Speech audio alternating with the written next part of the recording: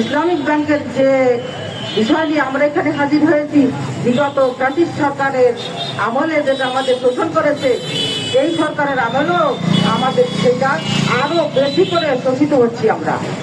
আর কোটি কোটি গ্রাহকের অসুবিধা, এই অসুবিধার দিকে তাকিয়েই কিছু একটা মানববন্ধনের ব্যবস্থা আমরা করেছি। ইনশাল্লাহ আমরা এই মানববন্ধনের সফলতা সবার কাছ থেকে পাবো। আর কিছু গৃহীত শকুনরা আমাদের এই ব্যাংকের উপর যে লোলুপ দৃষ্টি দিয়েছে, এর থেকে আমরা সবাই মিলে পরিত্রাণ পাওয়ার জন্যই আজকে আমাদের এই মানববন্ধন। আপনারা জানেন বিগত সরকারের আমলে এই আলম গ্রুপের হস্তক্ষেপে ইসলামী ব্যাংকের মেরুদণ্ড ভেঙে দেওয়ার চেষ্টা করা হয়েছিল। বর্তমান সরকারও ইসলামী ব্যাংকের মেরুদণ্ড সোজাপুরে দাঁড়াতে না দাঁড়াতেই আবার সফরের উপর পড়েছে। সম্মানিত উপস্থিতি, বাংলাদেশের লক্ষ লক্ষ গ্রাহক এই হস্তক্ষেপ মেনে নেবে না। 6 জন ব্যক্তিদের দ্বারা 1983 সালে ইসলামী ব্যাংক প্রতিষ্ঠিত হয়। ইসলামী ব্যাংক প্রতিষ্ঠিত হওয়ার পরে হাঁটি হাঁটি পা পা করে লক্ষ লক্ষ মানুষের মাথার ঘাম পায়ে ফেলার মাধ্যমে হাজার হাজার লক্ষ লক্ষ প্রবাসীদের রক্তে ভেজা ঘামে পরিণত হওয়ার অর্থের বিনিময়ে ইসলামী ব্যাংক এশিয়ার ভিতরে একটি অন্যতম সুদ মুক্ত ইসলামী ব্যাংকে পরিণত হয়েছে। আপনারা জানেন, বাংলাদেশের অর্থনীতিকে দমিয়ে দেওয়ার জন্য, বাংলাদেশের মানুষকে ভারতের তাবেদার গোলাম বানানোর জন্য বিগত ফ্যাসিস্ট সরকার পরিকল্পিতভাবে এসালামের কাছে এই ব্যাংকে ইজারা দিয়েছিল।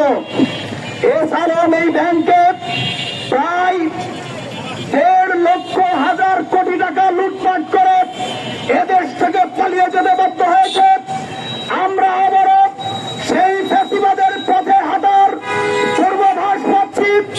বর্তমান সরকার যদি আবারও ফ্যাসিবাদের পথে আবারও হাঁটার চেষ্টা করে, 5 আগস্টের গণঅভ্যুত্থান যেমন হয়ে ফ্যাসিবাদকে বিতাড়িত করা হয়েছে, আমরা হুঁশিয়ার করে দিতে চাই, বাংলাদেশের প্রাণের এই ব্যাংকে যদি আবারও এসালামের কাছে ইজারা দেওয়া হয়, তাহলে বাংলাদেশের মানুষ ফ্যাসিবাদের চেয়ে ভয়ানক পরিণত করবে।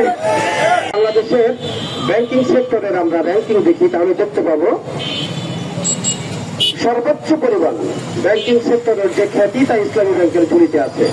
কিন্তু অত্যন্ত দুঃখজনক হলেও সত্য, আমরা লক্ষ্য করেছি বিগত 17 বছরের যে ফ্যাসিস্ট সরকার, তারা ইসলামী ব্যাংককে দুর্বল করে, ইসলামী ব্যাংক থেকে লুটপাট করে তারা তাদের আখের জুগিয়েছে।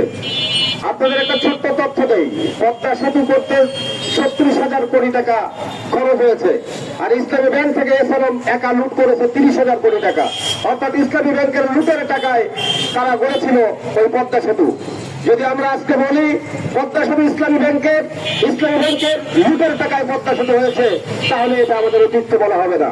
সম্মানিত উপস্থিতি, আমরা চাই আমাদের সন্তান তুল্য এদেশের লক্ষ কোটি জনতার রক্ত ঘাম আশা আকাঙ্ক্ষার প্রতীক ব্যাংকিং সেক্টরের এক নবদিগন্ত ইসলামী ব্যাংক। এই ব্যাংকের পরে সরকারের হস্তক্ষেপ, বিগত সরকারের সেই লুটেরাদের চাপিয়ে দেওয়ার কোন প্রচেষ্টা যদি করা হয়, আমরা রাজপথে তীব্র আন্দোলন গড়ে তুলব আমাদের এই সন্তান, আমাদের এই আশা, আমাদের এই আকাঙ্ক্ষা ইসলামী ব্যাংককে বাঁচিয়ে রাখতে। সেই ব্যাংককে ধ্বংস করার জন্য বিগত দিনের ফ্যাসিস্ট সরকার দখল করে তারা আজকে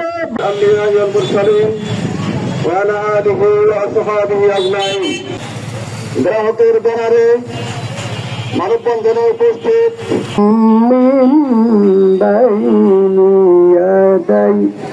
দাঁড়িয়েছি। আমরা আবারও দেখতে পাচ্ছি এই বিএনপি সরকার।